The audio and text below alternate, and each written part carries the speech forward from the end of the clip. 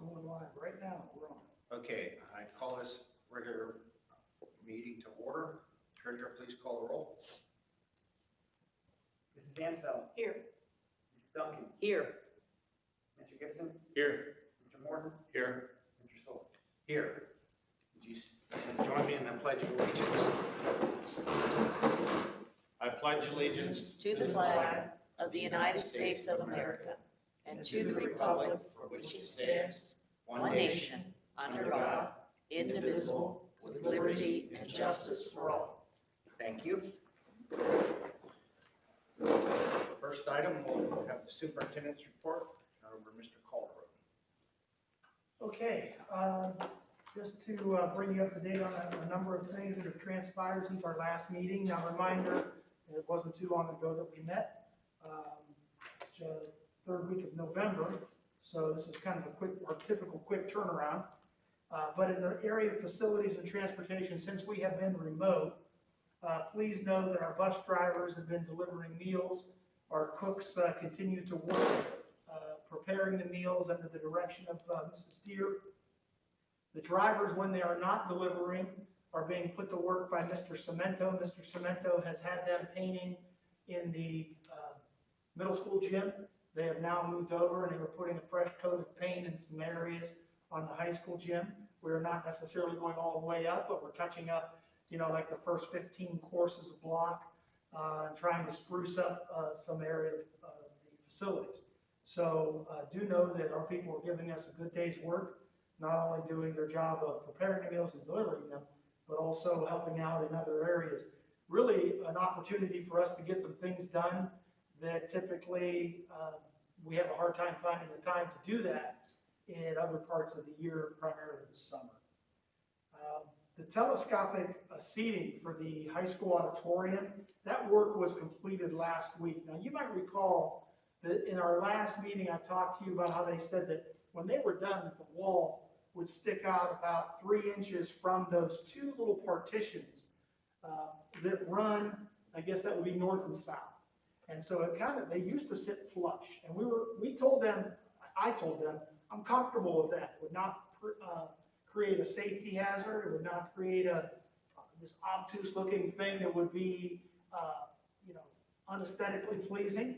And however, that's not what we got. And when we saw the work that was completed, not only does it overlap one of those partitions by more than a couple inches, because it's not going in straight, it's even crooked, where one end is out further than the other. So I took pictures of that this morning.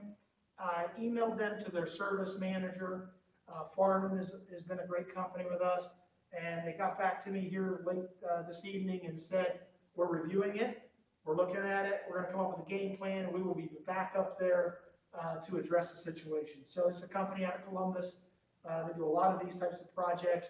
Even though they are not a manufacturer, this is what they do. They do service, they do installation, and so we're going to hope that they can come up and deliver what they said they could in terms of how the telescopic seating functions, and then how it looks when it's in its final spot of closure.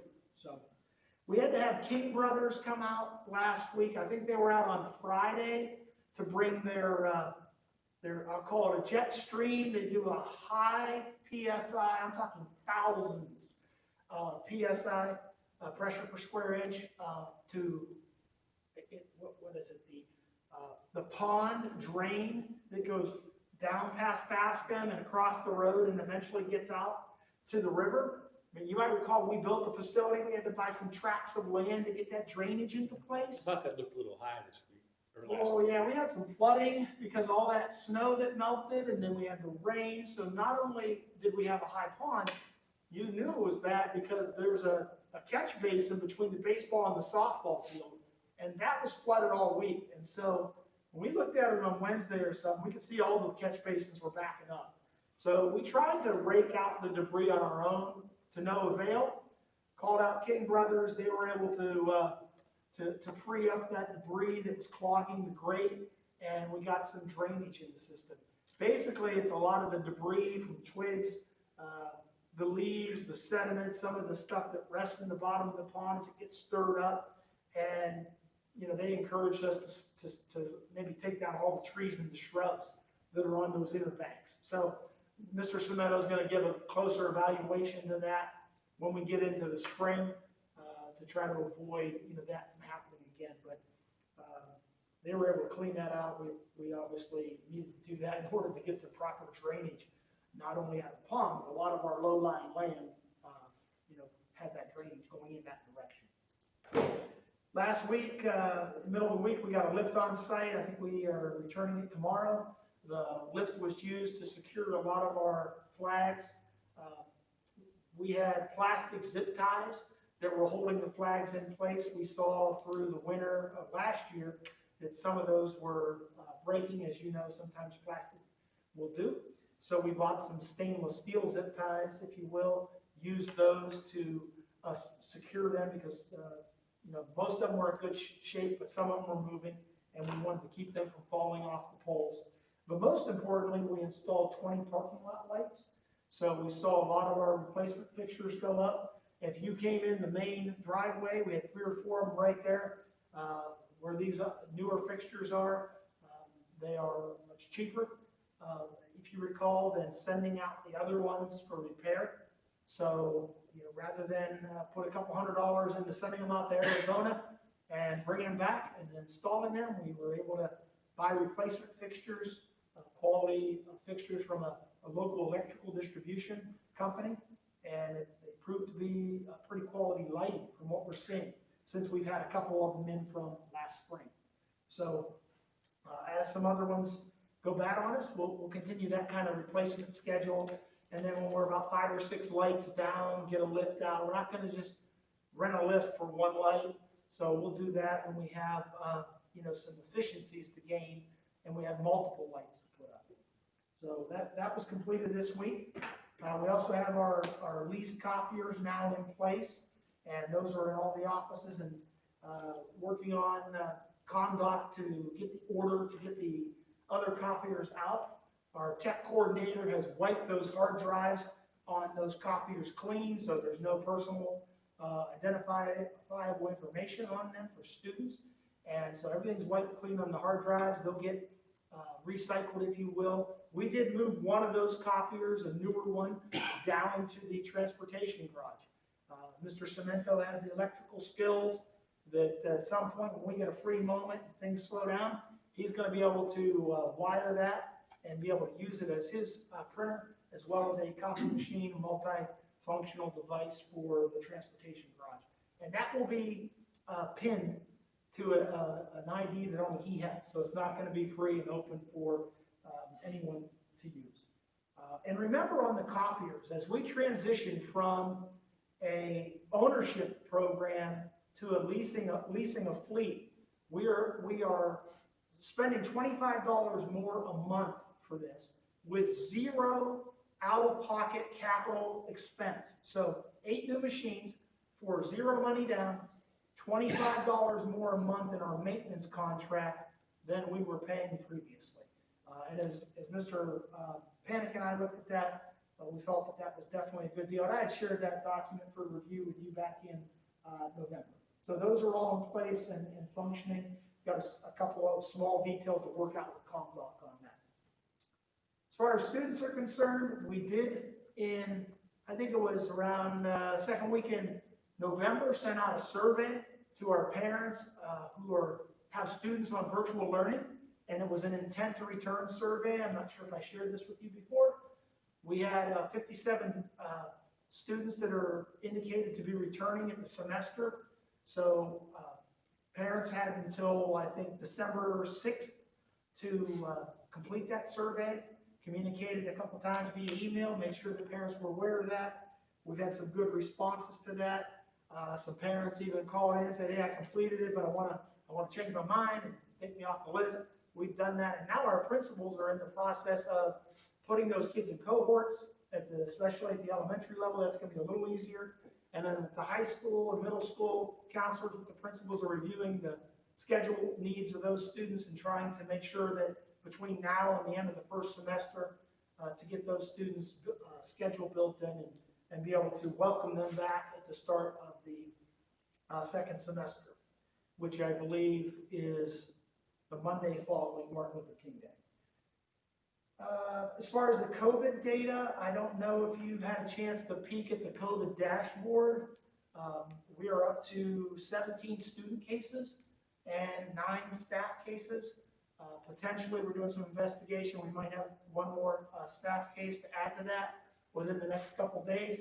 That was one of those situations where if you looked at the way that dashboard is designed, if you haven't peeked at it, is to list every single week.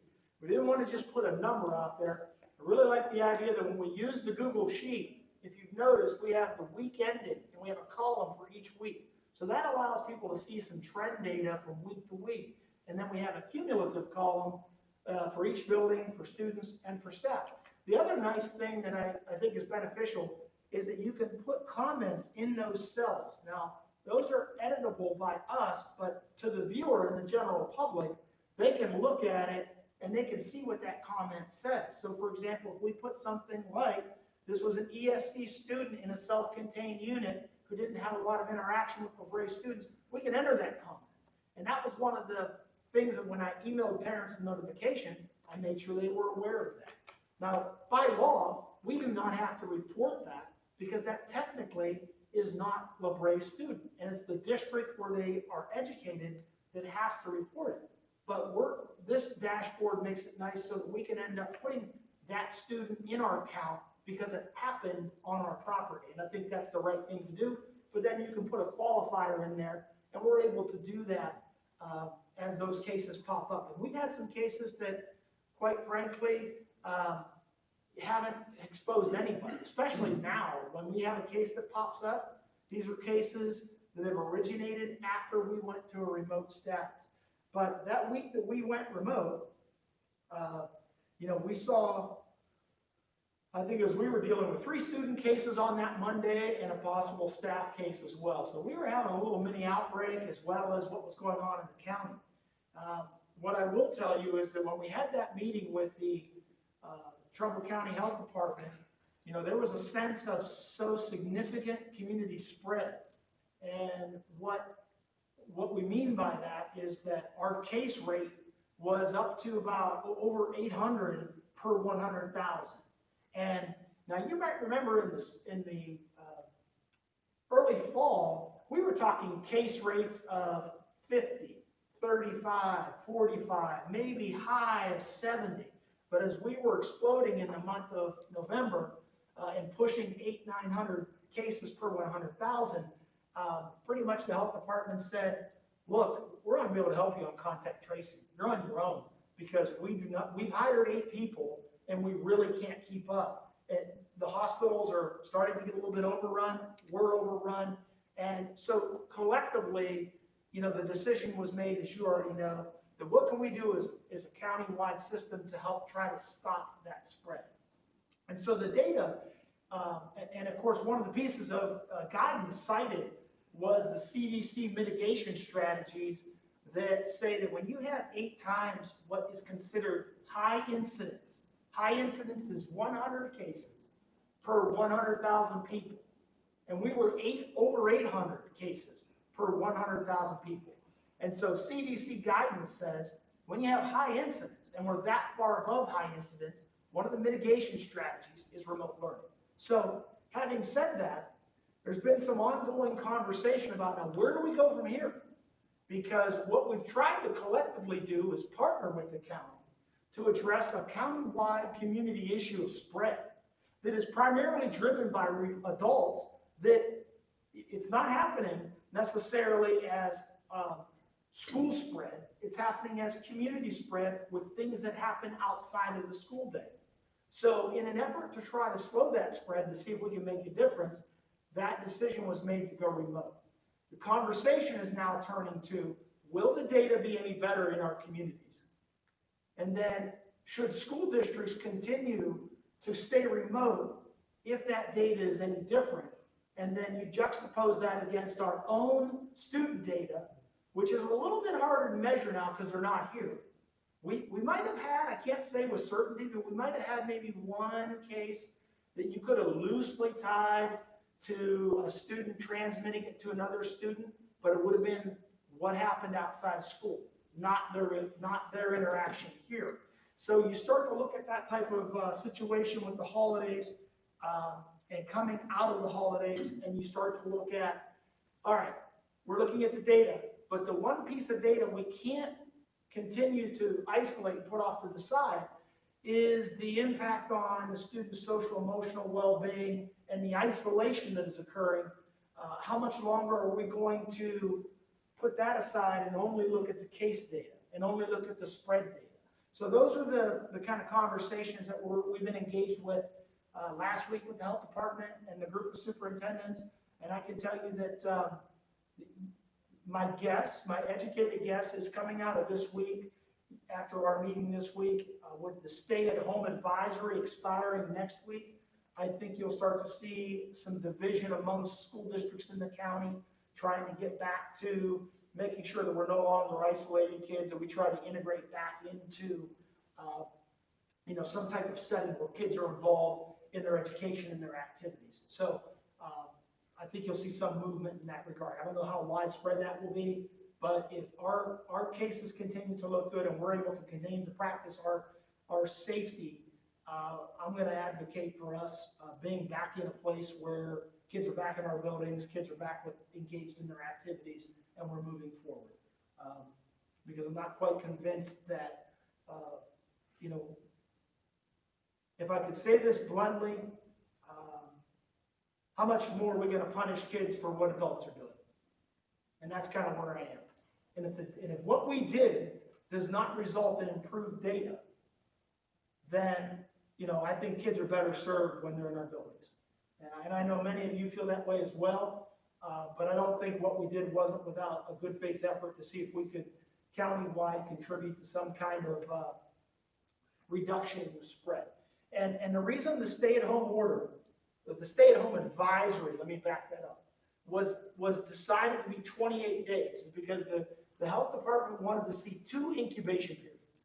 We could starve this out and really reduce it by going through a 28-day cycle. We might be able to significantly impact how many cases are new. So don't know if we've had a lot of success with that. The data each week seems to suggest that we haven't. And so we're going to have to reevaluate moving forward.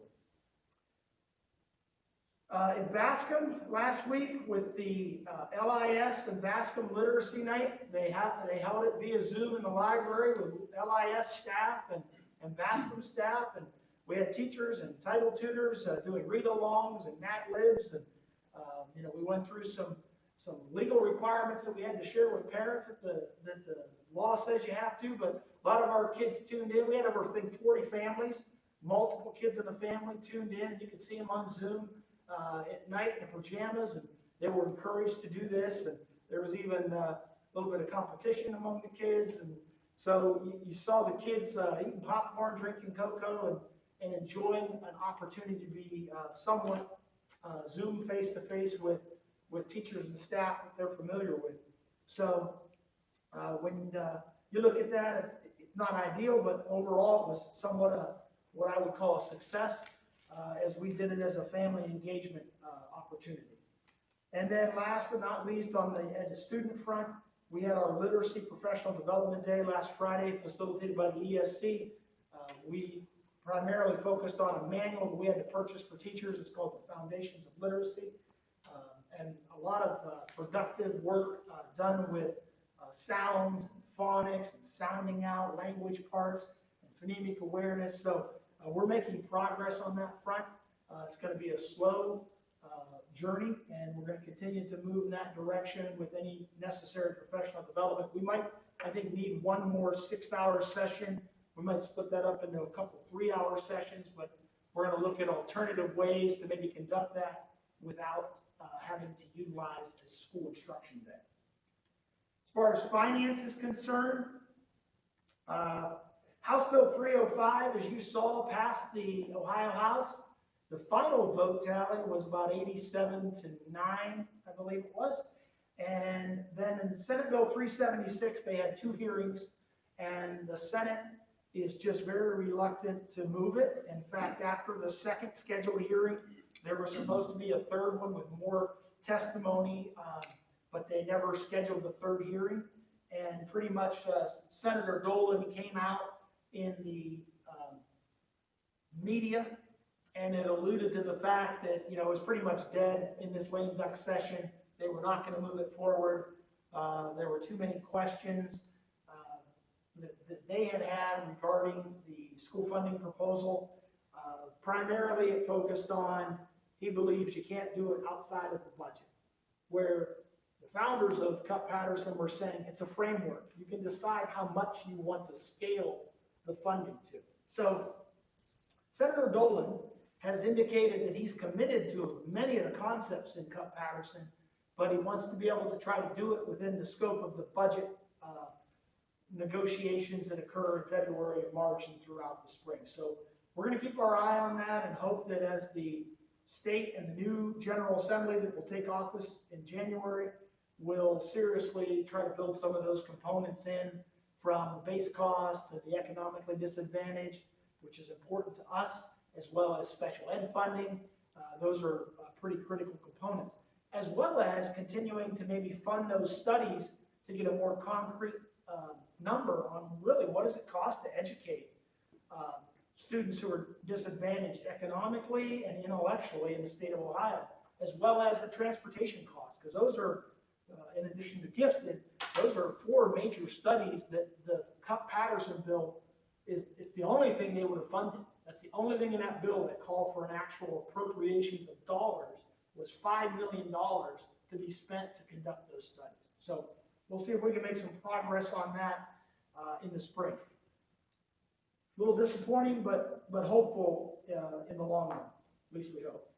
As far as personnel is concerned, you might be aware that in House Bill 404 signed by the governor, one of the provisions, this bill was an extension of many of the pandemic provisions for schools and public entities from meetings. And the one that I want to make sure you are aware of was the evaluations. And the bill would give school districts permission to forego evaluations for the current school year. I think I've shared this with you before, but in discussions with our administrative team, that is not something we want to pursue.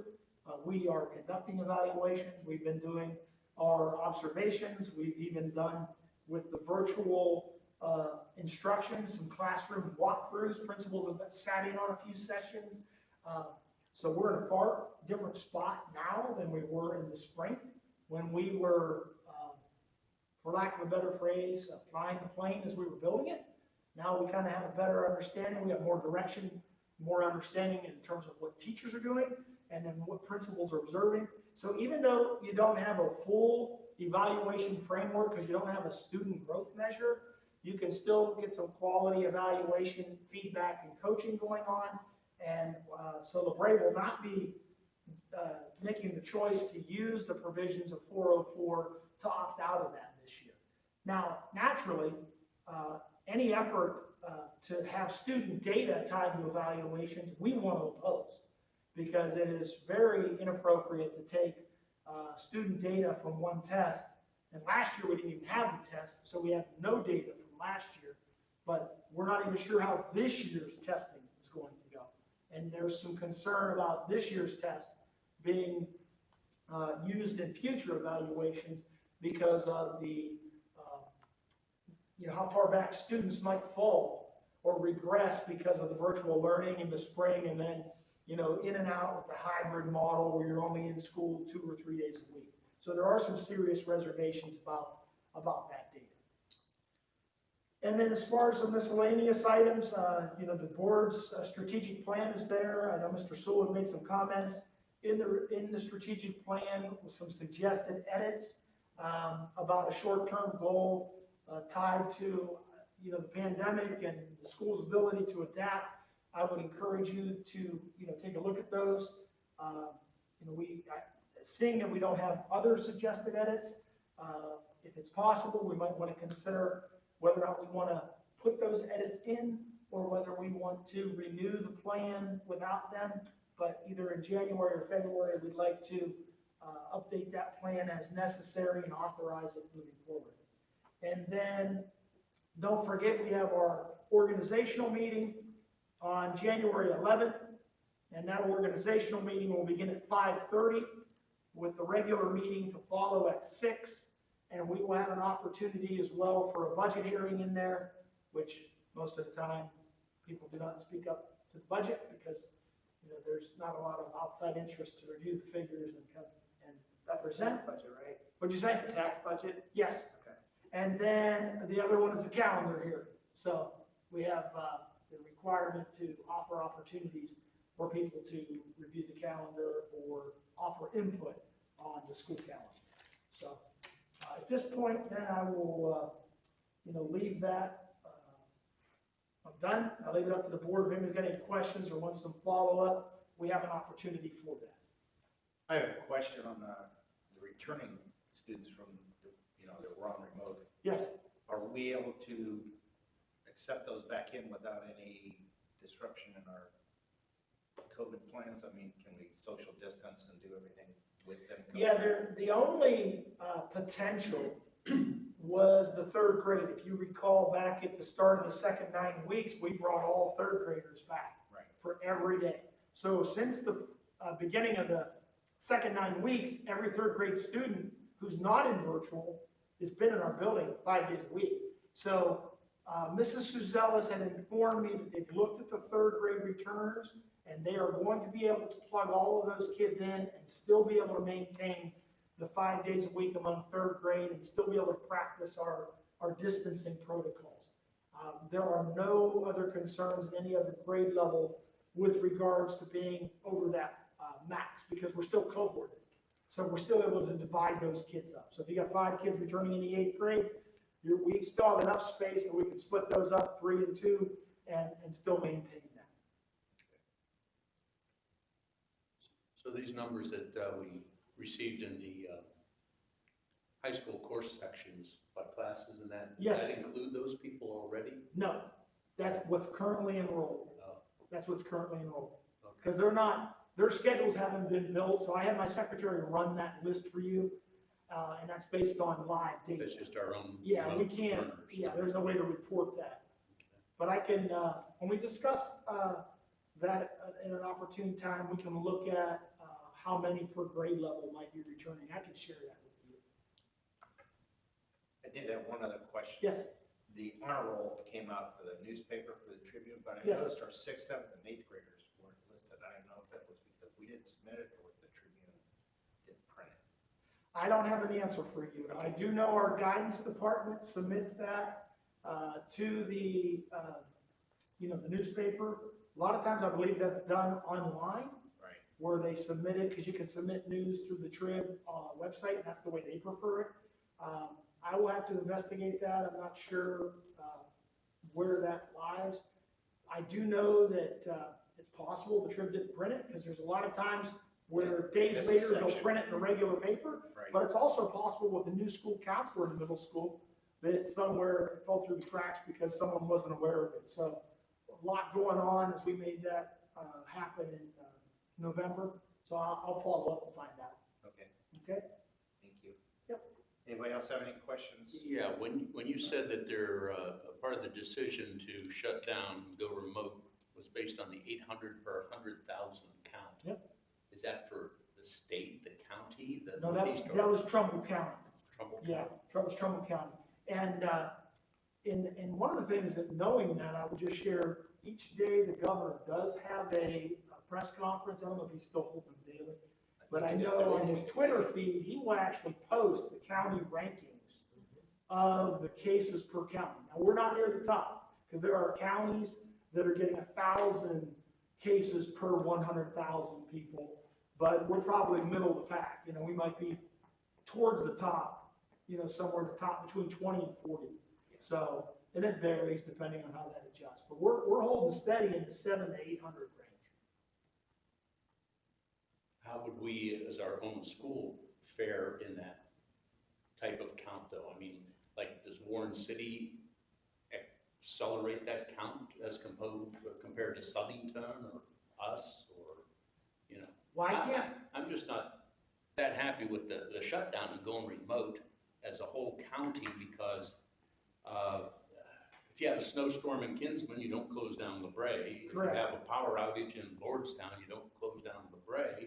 If we're not having a problem with the virus because we're doing everything that we're supposed to and our numbers are not reflected, I didn't see a reason for us to shut down, because to me it was mainly a disservice to our children, who, especially the younger ones, who need to have that hands-on, and our families who have to possibly get people to be with their kids or stay home from their jobs.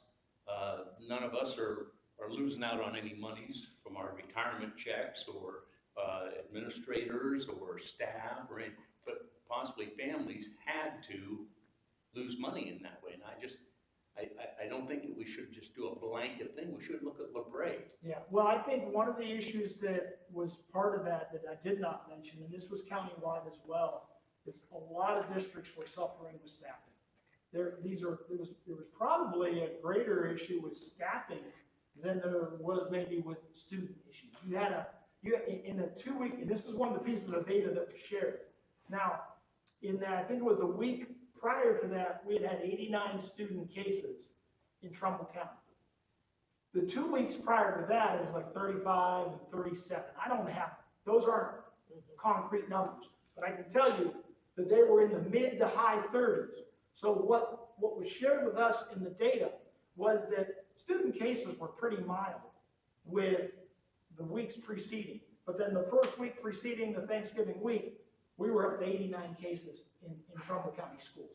And then everybody was struggling with, staffing issues. We had our own staffing issues, and it even forced us to shut a building, and we were, learning that we might have had some additional staffing cases that we had to deal with.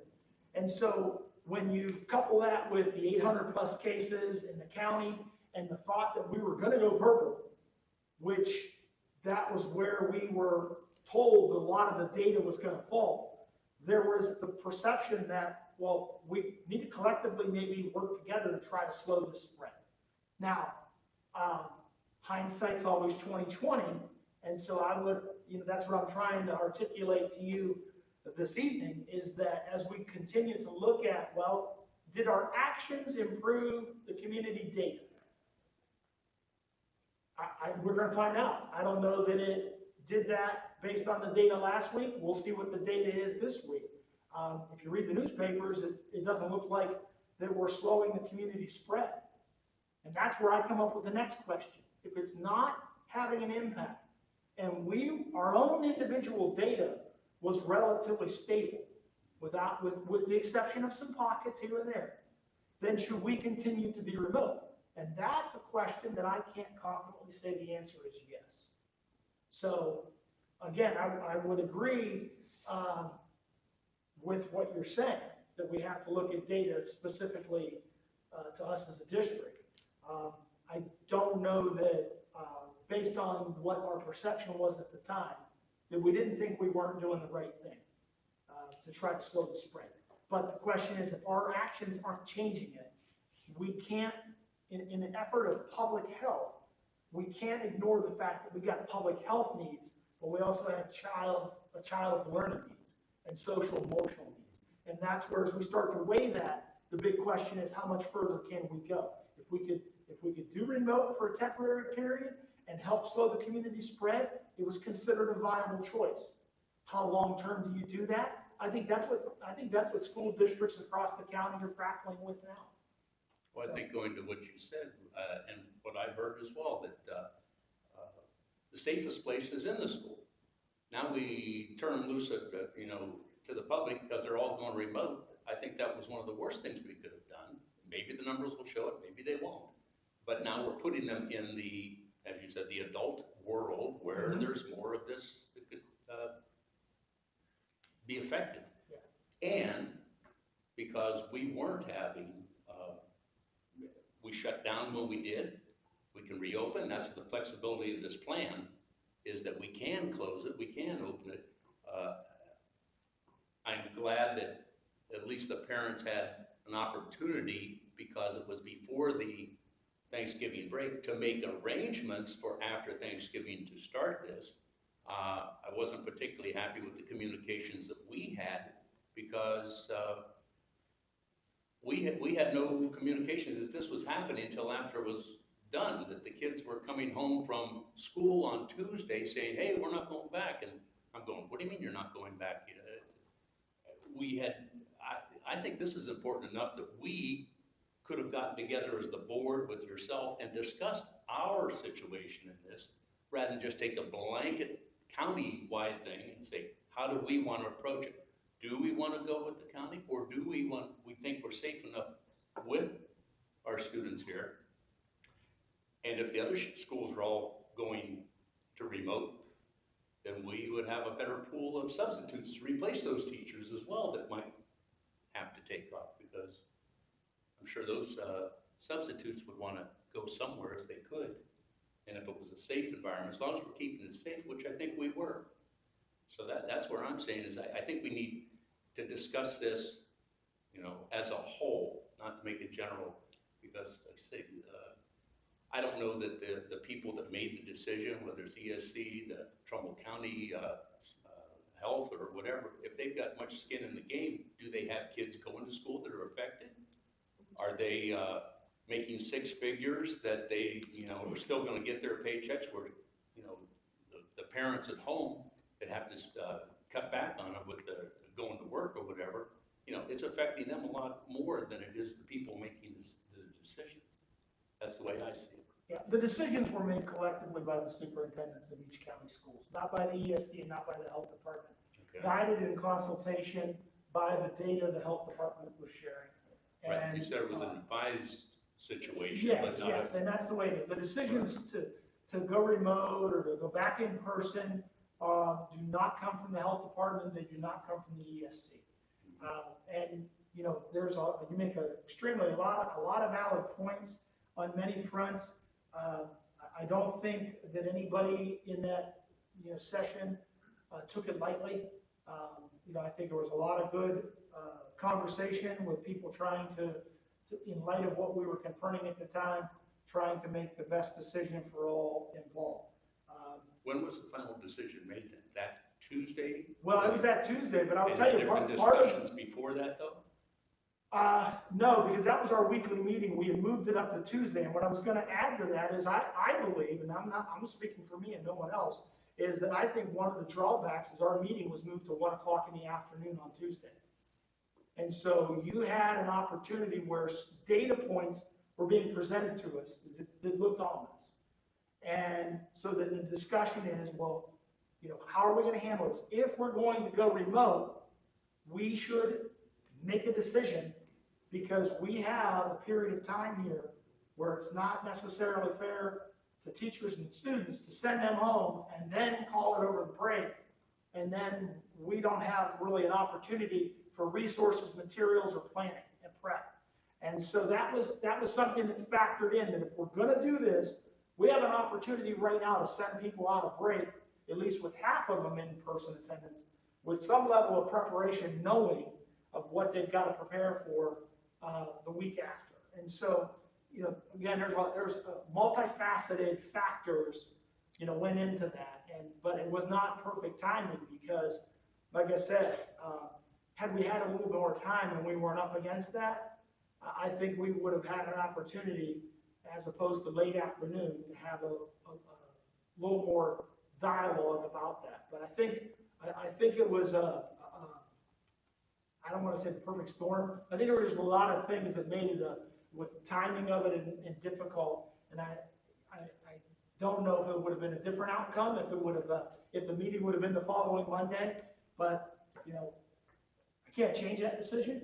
All I can do is honestly question how we move forward. And so, having had an opportunity to evaluate the last 3 weeks, I know for LaBrea, I'm looking at what did we do collectively as a county? Did what we do in good faith make a difference? If it did not, then logic would say, well, based on what you did do, you should continue to go remote. I would question, well, that's if we're just looking at the public health side of it. But I don't know that you can go more than we've gone and just look at the public health side. I think you also have to look at the factor of The trade-off in that public health is continued isolation of our kids. And that's where I think you're going to start to see and have seen, I have witnessed, conversation among our superintendent's group that, okay, how do we move forward? And I think you're going to see, I don't think you'll see the same uniformity moving forward. That's my personal observation. I have faith that the decision was made in the view of public health for everybody in Trumbull County. I don't want to question that. I understand what you're saying and what Mr. Morton is saying, but in the future, we may look at it a little different. But when would there be a time when we can just make that decision? After the first of the year will be a time to make the decision whether we could come back full time regarding with the things that you were talking about, whether the rest of the county did or not, or whether the rest of the state did or not. Did I understand that correctly? Well, what I want to advocate for is when the stay-at-home advisory expires, we are moving towards bringing students back. That they're engaged in their activity because it expires on the 22nd, which is a week from tomorrow.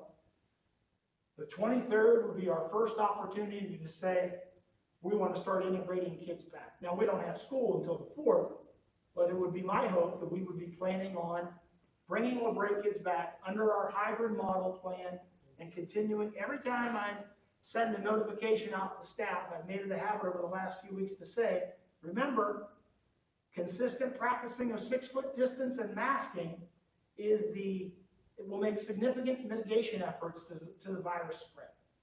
So, because I think even adults need reminded of that. And I think, in line with what Mr. Morton was saying, what we were doing was proving to be quite effective. We can't connect one case of a student to another kid where it was transmitted here. We can't say that it happened here or that it didn't happen here. But evidence would suggest it has not happened here. And we've done a good job of keeping them safe. And I think we really need to advocate for bringing LeBray students back at the start after Christmas break with the expiration of that advisory. And we'll, obviously we can make that decision on our own. We don't have to do it collectively. That's, I guess in a nutshell, what I'm trying to say about where the data is and what we need to explore. And until our data shows us otherwise, we could get back into a situation, and I'm comfortable with it, where we have to close a building because of cases. But that's not necessarily because of students. Remember, a lot of that has to do with staffing.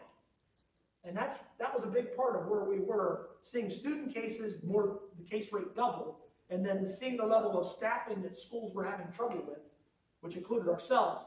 There was a good faith decision to say, yeah, maybe we need to do this for the holiday, to get us through to the Christmas break. And some schools will continue to stay remote, I'm sure, when they come out of this. I would advocate for us saying, bring them back, let's get our kids back into our buildings, and let's get them engaged with our students or our teachers and get our coaches and their activities and moving forward. So Yeah, and I don't want to look like I don't want the kids to be safe. I just think, like when we shut Bascom down, there was a purpose for it. But we got them back as soon as we could, or as soon as we thought it was safe enough to do that. Which, if we could bring them back January 4th, and then you have to shut down in a week, one section of it, then you have to do that. But to just, I think you have to look at the data. I would say about the data too. We've made a lot of. We've had a lot of conversation about, is there a way to get better data from the county health department on student cases? Because I know a lot of people want to know, what are the cases K to 5, K to 6 versus, 7, 8, 9, 10, 11, 12, the grade levels? Can we see any trend data there?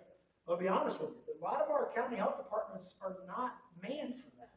And they don't have the time to sort through the data. They have a hard time keeping up with contact tracing. That schools are doing contact tracing on their own now. That's how bad it's gotten, because they can't keep up. So they're not equipped to give us some of the data that would be useful on what's the case rate among those younger kids, what's the case rate among the older kids. So because the belief is that the case rate might actually be worse among the older kids, because their symptoms tend to be more severe than the little ones. But that's all conjecture unless you have some information to back it up. So for the most part, you're using the data you have available, and you're trying to use it to the best of your ability to make sound decisions, so. But I do appreciate that input. Okay, anybody, any other questions? Comments? Okay, we'll go to public participation. Do you have anything? I had one question, and I believe it's a student that says, are we going back to school soon and when? I think we've kind of answered that.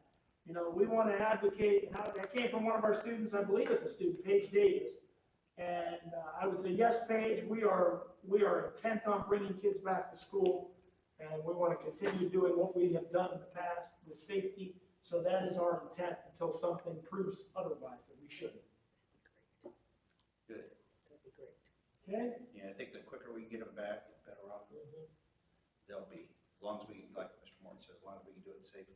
Right. I think we're all in agreement that that's, we think that's what's best for the students and the staff too.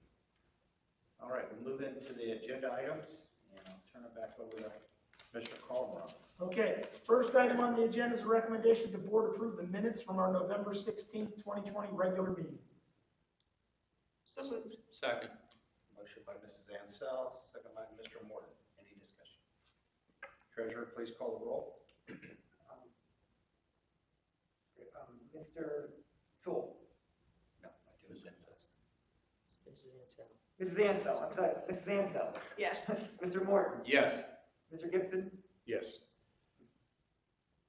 Mrs. Duncan. Yes. Mr. Sewell. Yes, motion carries 5-0. Next item on the agenda is a recommendation the Board of Education approve the November financial report as presented by the treasurer. So moved. Second.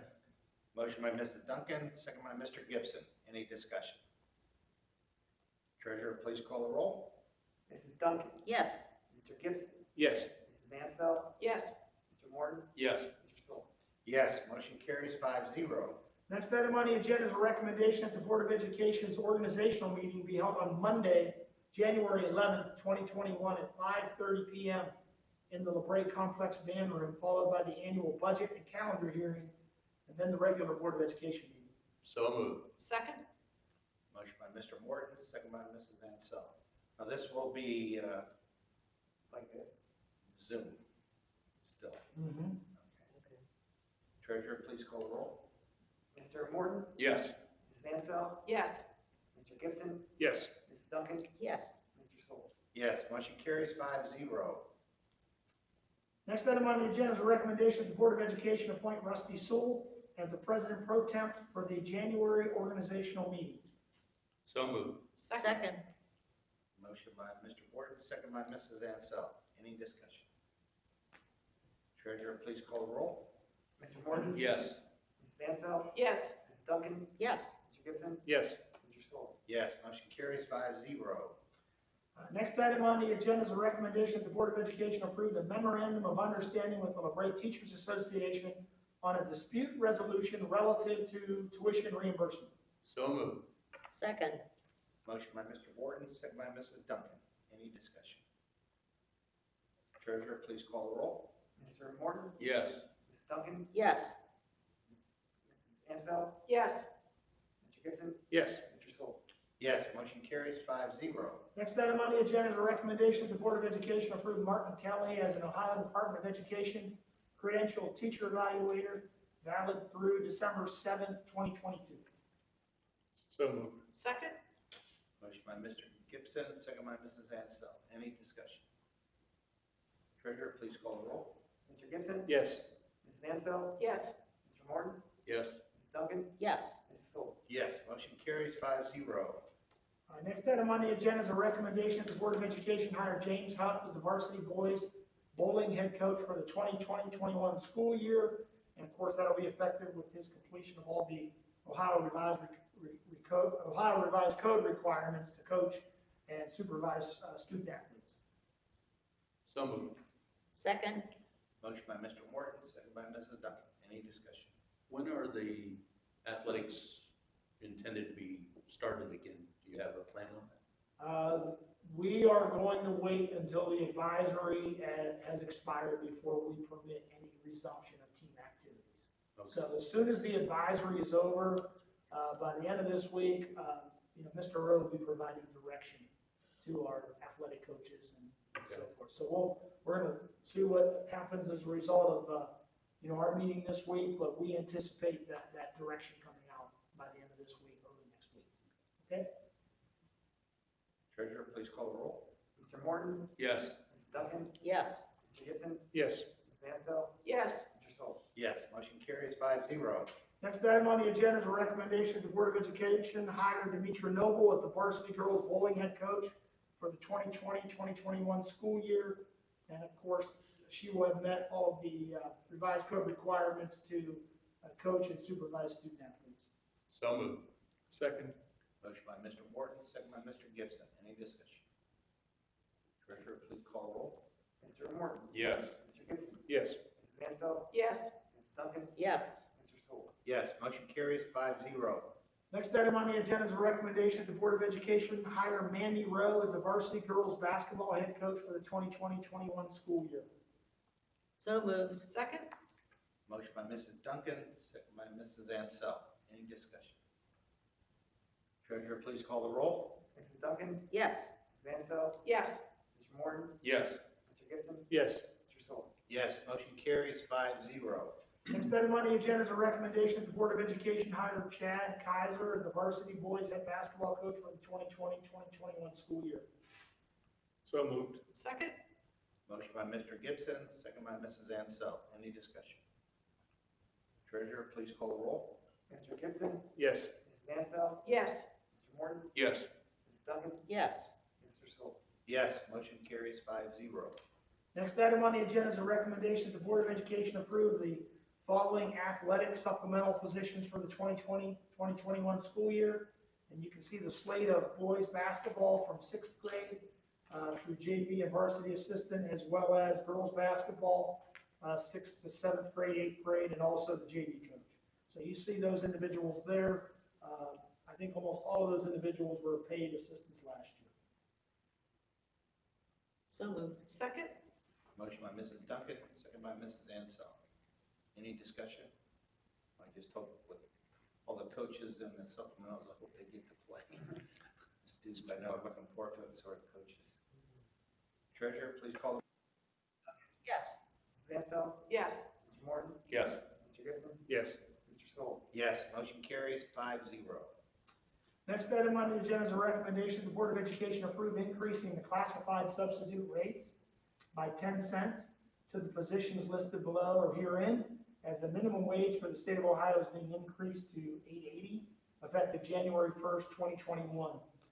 And so the positions you see there are the only positions that are temporary personnel or substitute personnel that were at minimum wage. We have a number of substitute personnel that we pay over minimum wage, and we are leaving those alone. We are not going to adjust those accordingly. We'll leave them alone this school year. So moved. Second? Motion by Mr. Morton, second by Mrs. Duncan. Any discussion? Treasurer, please call the roll. Mr. Morton? Yes. Mrs. Duncan? Yes. Mrs. Mansell? Yes. Mr. Gibson? Yes. Mr. Solly? Yes, motion carries 5-0. Next item on the agenda is a recommendation that the Board of Education approve a second reading of and subsequent adoption of the following board policy revision. And that's a fiscal policy 6114, and that's cost principle spending federal funds. And of course, as you know, a lot of times when you get federal funding policy changes, it's driven by the federal government making procedural changes, and that's what's behind this. So moved. Second? Motion by Mr. Gibson, second by Mrs. Ansell. Any discussion? Treasurer, please call the roll. Mr. Gibson? Yes. Mrs. Mansell? Yes. Mr. Morton? Yes. Mrs. Duncan? Yes. Mr. Solly? Yes, motion carries 5-0. Next item on the agenda is a recommendation that the Board of Education acknowledge and accept the following donation. We had an anonymous donation for the Viking Pantry in the amount of $100. So moved. Second? Motion by Mrs. Duncan. Any discussion? We just want to thank whoever made that. It's a good, worthy cause. We appreciate anything they give. Treasurer, please call the roll. Mrs. Mansell? Yes. Mrs. Duncan? Yes. Mr. Gibson? Yes. Mr. Morton? Yes. Mr. Solly? Yes, motion carries 5-0. Lastly, we have miscellaneous. You have anything, Mr. Grant? No. Anybody else? All right, we'll go to concerns of the board. I'll start, Mr. Morton. I've done enough today. Mr. Gibson. I don't have anything, thank you. Mrs. Duncan. Everybody stay healthy, please. Follow the rules so we can get back together as soon as possible. Mrs. Ansel. No, nothing, thank you. All I want to say, since it's our last meeting, I just want to wish everybody Merry Christmas and Happy New Year. And everybody stay safe. Let's hope this vaccine issue helps and we can get back to semi-normal, at least for part of the year. And I'd like to see the kids all graduate and actually have a ceremony this year.